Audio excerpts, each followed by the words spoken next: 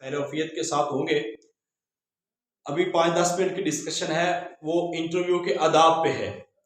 और जिन लोगों ने आज इंटरव्यू देना है वो मैं अभी रेडी हूँ और वो भी रेडी हो जाएं। अभी हमने इंटरव्यू स्टार्ट करना उनका, वो अभी जूम में इंटरव्यू देंगे। तो सबसे पहले आपको ये बता दें कि हमने जो काम करवाया था आपको, कि आपने इन चीज़ों को मद्देनजर रखना है। चूँकि अक्सर लोग, मैं बारहा कह चुका हूँ कि मुझे कोई काम दें तो मगर रिस्पॉन्स बहुत कम आ रहा है, तो ये कोई अच्छी बात नहीं। मुसलसल 5 दिन आपकी क्लासेस चल रही हैं और सारे लेक्चर भी आपको कवर करवाया जाएगा। अगले हफ्ते में आपको अरबी ग्रामर और फिक्र का भी करवा दिया जाएगा इंशाल्लाह, जो इंटरव्यू में पूछा जा सकता है। तो आप तमाम लोग, सबसे पहले तो आपको ये याद रहे कि आपका जो आज इंटरव्यू के एटिकेट्स हैं, आपका जो लिबास है वो बड़ा प्रॉपर होना चाहिए।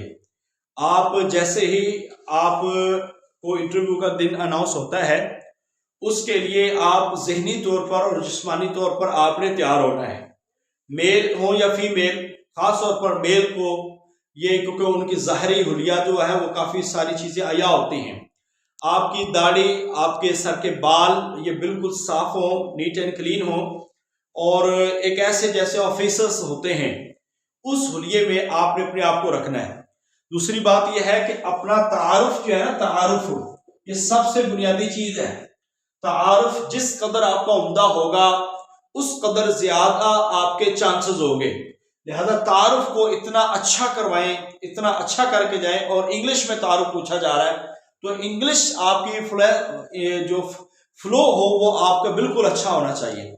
और उसके लिए आसान तरीका यह है कि आप पहले अपने तारुफ को लिख लें और उसके बाद उसकी प्रैक्टिस करें, फिर किसी के पास प्रैक्टिस करें।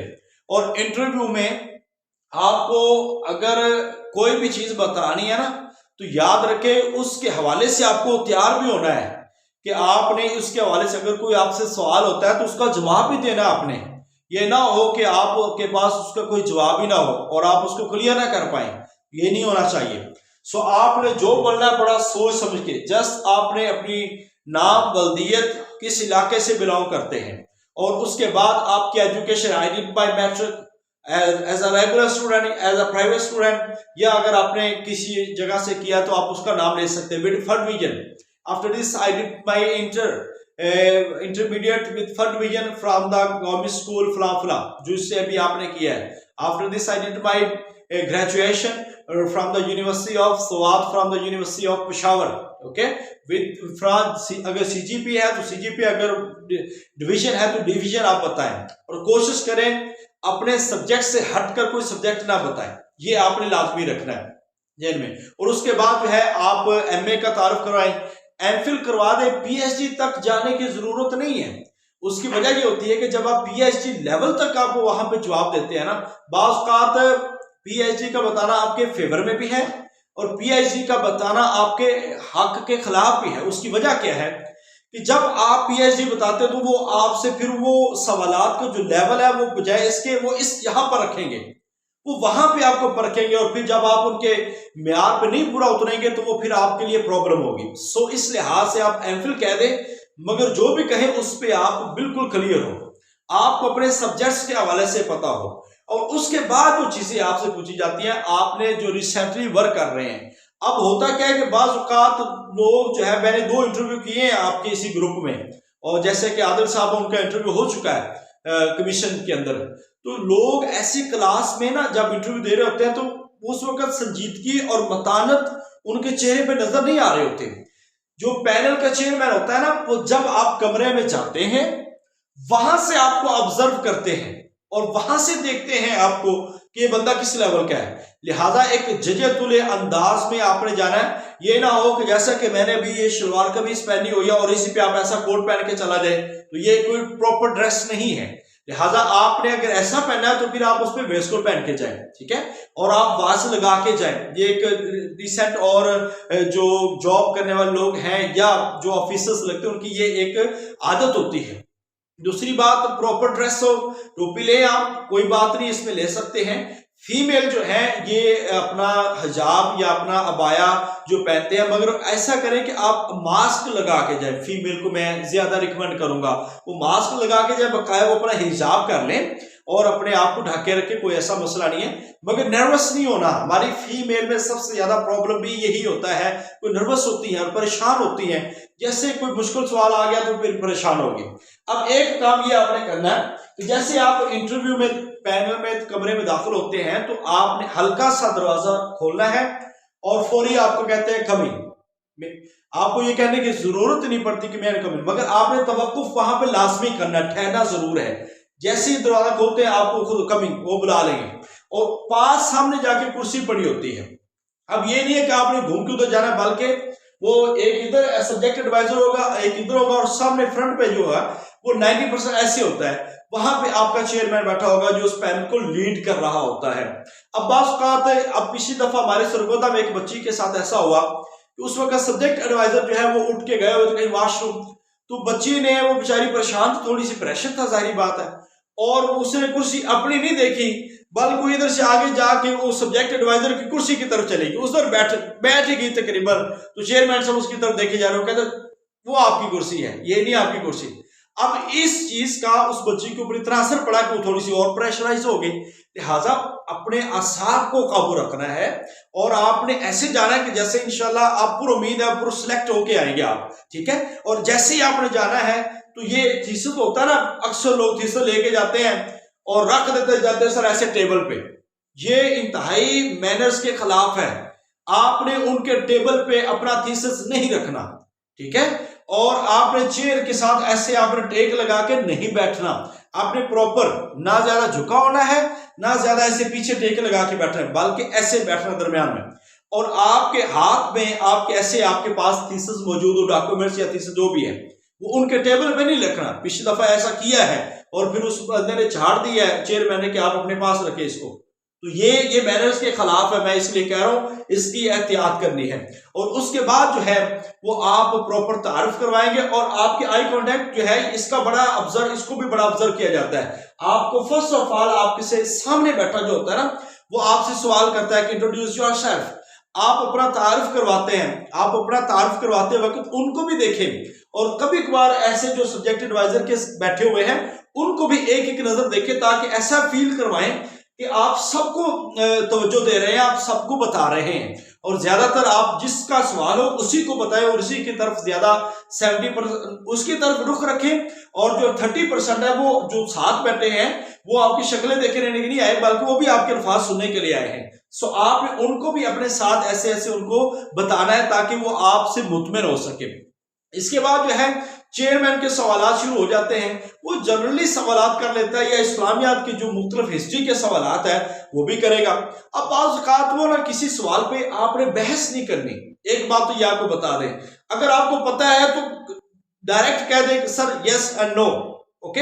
अगर नहीं पता तो आप कह दें कि सर सॉरी सर मुझे नहीं आता, इस बारे में नहीं पता। ये चेयरमैन के सवालात। अगर बाज़ औक़ात चेयरमैन ये करता है कि आपका सवाल सही होता है मगर वो कहता है नहीं आप गलत कर रही हैं, आपका जवाब गलत है। अगर आपको श्योर है ना कि मैं बिल्कुल सही हूं, सर मेरे मुताबिक मैं बिल्कुल सही हूं और मेरा जवाब यही है, बस आप ये कह दें और इसमें कोई मसला नहीं है। अगर आपको लग रहा है कि जिसमें कोई बात गुस्से में जा रही है या वो आपसे कोई नुक्ता नजर लेना चाहता है तो आप जस्ट कह दें, एक नुक्ता नजर दिया जा सकता है, इसमें कोई अर्ज नहीं है। और बाज़ औक़ात फंसाते हैं वो लोग इस तरह कि आपको ऐसी सिचुएशन दे देते हैं जिसमें आप परेशान हो जाते हैं। तो ऐसे परेशान होने की जरूरत नहीं है, बल्कि बड़ी खंदा पेशानी के साथ हर एक के जवाब सुनने हैं और उनके स्माइल हल्की, ये ना कि पूरे इंटरव्यू में आप स्माइल करते रहे तो ये भी बंदा ऑकवर्ड सा लगता है। तो आपने ये देखना है कि जिस बात पे हल्की फुल्की मुस्कान है वो आप दें, अदरवाइज बाकी आप सीरियसली रहकर अपना इंटरव्यू करवाएं। दूसरी बात, इंटरव्यू करवाना है, उनको नहीं छोड़ना कि मुझसे कुछ भी पूछ लें, वो तो फिर कुछ भी पूछ लेंगे। लिहाजा इंटरव्यू अगर आपको लग रहा हो, जब चेयरमैन के सवालात हो जाते हैं ना तो वो बाद औकात जब आपको सब्जेक्ट एडवाइजर की तरफ वो रेफर करता है आप सवाल करें, ठीक है। वो सवाल करता है तो उस वक्त क्या होता है, दरमियान में क्रॉस डिस्कशन होती है। क्रॉस डिस्कशन में चेयरमैन आपसे सवालात करता है, वो आपसे पूछता है, फिर आपने उसको भी तवज्जो देनी है और सब्जेक्ट एडवाइजर को भी तवज्जो देनी है। लिहाजा कोशिश करें। और ये बात मैंने अभी भी देखा, इंटरव्यू जब किया तो एक बड़ा मसला आता है कि अगर एक पूछी जाती ना कि एक बात क्या आता है तो आप जस्ट बी बताएं, सी बताने की जरूरत नहीं है।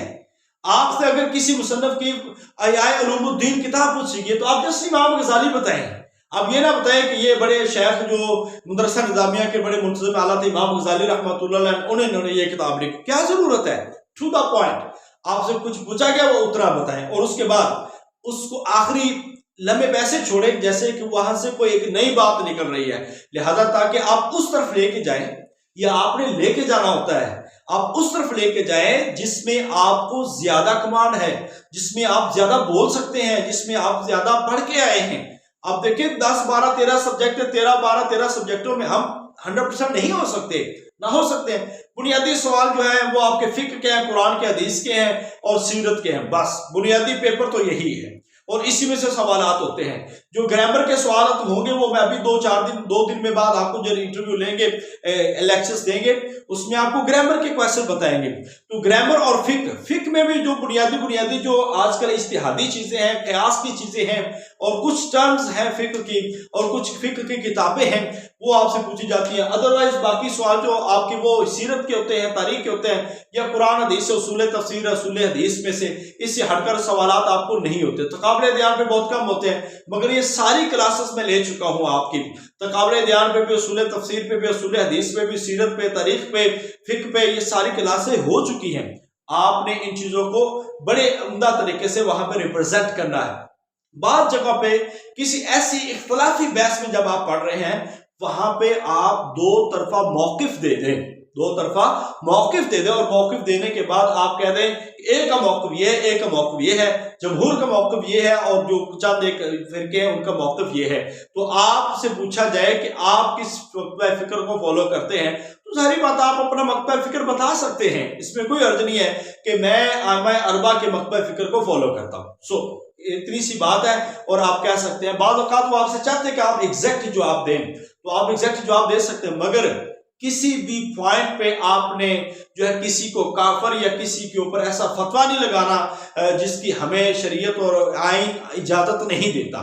लिहाजा सो कॉल भी कहना पड़े तो आप तकिया कर सकते हैं। सारे मुसलमान हैं, अहले तशरीफ भी मुसलमान, हम सबको उनको इसी कैटेगरीज में शामिल करते हैं, तो किसी पे कोई फतवा नहीं लगाना, ये आपने याद रखना है और मोतदिल सा मौकिफ रखना है। तफसीर भी वो बताएं जिनके अंदर आप मोतदिल हैं, ठीक है, मोतदिल रवैये मिलते हैं। और खास तौर पर ये सवालात लाजमी आपसे पूछे जाएंगे कि जो मोतज़िला के रद्द के तफसीर लिखी गई है सिर्फ उतना जवाब दे कि मोतज़िला के रद्द में कौन सी तफसीर राजी, ठीक है, या मोतज़िली अकायद की तफसीर कौन सी है। तो ये हवाले से आपको थोड़ा बहुत पता होना चाहिए। आप तारीखी तफसीर के हवाले से भी आपको पता होना चाहिए। बाकी सवालात आपको आते हैं वहां पे आपका लबो लहजा, आपका अंदाज, आपकी गुफ्तार ऐसी उम्दा हो, अल्फाज का चुनाव इतना अच्छा हो कि वो आपसे इंप्रेस हो। और दूसरा बात सिचुएशनल क्वेश्चन करते हैं, वो आपकी सूरत हाल को देखना चाहते हैं, उनको नहीं पता होता। आप सिचुएशनल क्वेश्चन को बड़े उम्दा तरीके के साथ टैकल करना है। ये ना हो कि कोई आप ऐसा जवाब दे दे जिसको कहते बोगी, जो चीज नहीं आती वो छोड़ दें, उस पर कोई बात नहीं है कि आपने जवाब ना दिया तो आपका इंटरव्यू गलत हो जाएगा, ऐसा कोई मसला नहीं है। ये सवालात पे ही सिलेक्शन नहीं होती, बल्कि आपकी जात पे, आपकी पर्सनैलिटी पे, आपकी जो शख्सियत है उस पे आपकी सिलेक्शन होती है। लिबास अच्छा हो, गुफ्तार अच्छी हो, अंदाज़े बयान अच्छा हो, और दूसरा आप जो है इशारों का इस्तेमाल कर सकते हैं, अपने हाथों को इस्तेमाल कर सकते हैं और आप इशारे के राय से बात कर सकते हैं। तीसरी बात है कभी कभार डेमो भी हो जाता है, लिहाजा डेमो के लिए भी आपने एक ज़हनी तौर पर एक टॉपिक तैयार करके जाना है। लास्ट टाइम पीपीएससी में कई बच्चों से उन्होंने जाते साथ डेमो ले लिए, तो डेमो बाज का 90% तो टॉपिक खुद देते हैं, लिहाजा आपने घबराना नहीं है, चुप करके खड़ा हो जाना। वहां पर व्हाइट बोर्ड भी होता है, आप उसका टॉपिक लिखिए और उसको पढ़ाने के लिए जो फायदे हैं और मुतदिल अंदाज के अंदर उसके एसोलोस बयान करें कि इस सबक का हमें क्या फायदा होगा और इसको किस तरह हमने बयान करना है, और प्रीवियस लेसन से आप उसका टच लें। अब जितने भी स्कूल टीचर हैं उनको मैंने बताया था कि वो अपने एसोलोस और अपने जो बीएड की कुछ टर्म्स हैं उनके हवाले से बुनियादी आपको पता होना चाहिए। और कॉलेज लेवल पे आप कौन सा मेथड अपनाएंगे, तो कॉलेज लेवल पे आप लेक्चर मेथड अपनाते हैं, ये आपको याद रखना है, लेक्चर मेथड आप अपनाते हैं, तो इसी को आप फॉलो करते हैं, ठीक है। और इसके बाद ये एड्स का आपको पता हो, व्हाइट बोर्ड है, तख्ता स्याह है, ये कलम है, ये मोबाइल है, ULED है, ये सारे आपके AV8s हैं, आप उसका इस्तेमाल कर सकते हैं, उनके हवाले से बता सकते हैं। फिर कॉलेज की मैनेजमेंट के हवाले से आपसे पूछा जा सकता है, कॉलेज के कैडर्स के हवाले से पूछा जा सकता है, हायर एजुकेशन डिपार्टमेंट के हवाले से कोई इक्का दुक्का सवाल हो जाते हैं, तो ये चीजें आपको पता हो, मुकालमा बैनुल मज़ाहब का पता हो, जो इंटरफेयर डायलॉग है दूसरे सारे मज़ाहब के दरमियान, तो ये वो बुनियादी चीजें। और एंड पे निकलते वक्त आपने एक बात और याद रखनी है कि आप उनको ये बावर ना करवाएं कि मुझे इस जॉब की बहुत जरूरत है, और अब इनके बाद लोग ऐसे कह देते हैं कि सर प्लीज मुझे रख लीजिएगा, मुझे बहुत जरूरत है इस चीज की। ऐसी कतल गलती नहीं करनी, ऐसा कुछ भी नहीं कहना। आप अपने इल्म की बुनियाद पर उनकी ऐसी धाक बिठाएं और अपने अंदाजे बयान पे कि वो आपको खुद सिलेक्ट करें। लिहाजा रहम की अपील उनसे इस लिहाज से नहीं करनी कि मुझे जॉब पे रख ले, ऐसे कोई लफ्ज बोल देते हैं कि बंदा कहे कि शायद उनके दिल पे कोई असर हो जाए, वो पत्थर दिल होते हैं, उनके दिल पे ऐसा कोई असर नहीं होता, क्योंकि उनके पास कई लोग आते हैं, रोजाना लोग आते हैं, वो देखते रहते हैं इन सारी चीजों को। तो आपने बड़े मुख्तलिफ अंदाज में एंड पे थैंक यू के अल्फाज बोल के अस्सलाम वालेकुम कह के आप चले जाएं, और बड़े उम्दा अंदाज में आपकी चाल चलन भी हो, हल्के हल्के कदम उठा के और आप कमरे से बाहर आ जाएं, और सबका एंड पे बाकायदा तौर पर शुक्रिया अदा करें। तो इस तरह इंशाअल्लाह ताला आपका एक बेहतरीन किस्म का इंटरव्यू हो जाएगा। तो ये इंटरव्यू के हवाले से मैं जो चीजें अभी बतानी थी वो आज आपको बताई हैं, इनका बहुत हद तक ख्याल रखना है, और वहां पे आपने टू द पॉइंट जवाब देना है, ऐसा जवाब देने की जरूरत नहीं है, एक्स्ट्रा डिग्रीज बताने की जरूरत नहीं है। हाँ, जो कोई रेगुलर डिग्री है उसका बता दे तो ज्यादा अच्छा है। मदरसे वाले को थोड़ा सा पहुंचाने की कोशिश करते हैं, तो मदरसे वाले अपने आप को प्रिपेयर करें, ज्यादा से ज्यादा प्रिपेयर करें, और अपने माइंड को थोड़ा सा खुला रखना है, क्योंकि वो हमारे एरियाज में असल में ये प्रॉब्लम है कि माइंड जो है वो बहुत क्लोज होते हैं। क्लोज से मुराद ये है कि थोड़ी सी ओपन सोच रखें, ठीक है, वो असल में ये चाहते होते हैं। तो अल्लाह ताला मेरा और आपका हामी नासर हो। इस सिलसिले में आपका कोई सवाल हो तो बताएं, कोई इंटरव्यू देने के लिए रेडी है तो जरा बता दें बस।